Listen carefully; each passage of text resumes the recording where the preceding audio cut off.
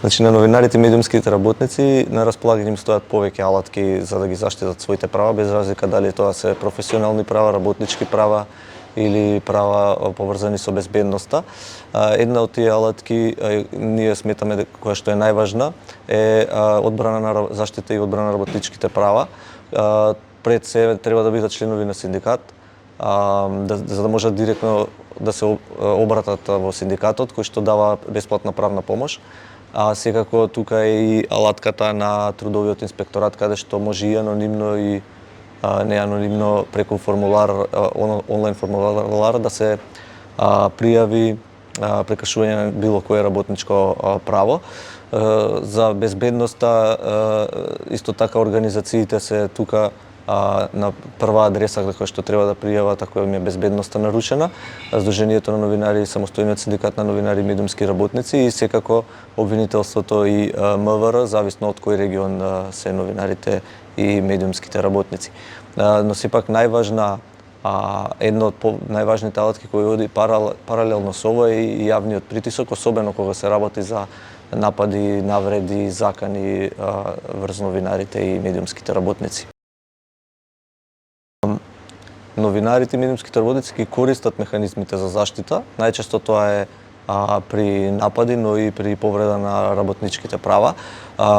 Тие механизми, како што спомнав, се однесуваат на пријава до Сдруженијата или синдикатот и пријава до МВР, иако според нашите сознанија и истражувања, голем број од нападите не се пријавуваат, особено оние во онлайн сферата, и затоа секогаш апелираме да се секој напад или закана, навреди и клевети обавезно да се пријавуваат до нас или Сдруженијето на новинари, за да може да имаме преглед и да знаеме со какви предизвици се соочуваат.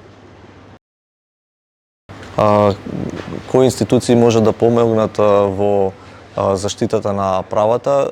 Секако тука се обвинителството и полицијата, односно Министерството за внатрешни работи, но како главна алатка која може да се користи или механизам, секако тоа веќе ни е добро познато, се еснавските организации, бидејќи со вршење на јавен притисок и кревање на свеста за значењето на новинарството, правата на новинарите полесно можат да се одбранат или заштитат ако се случи некаков инцидент или било каков вид на напад.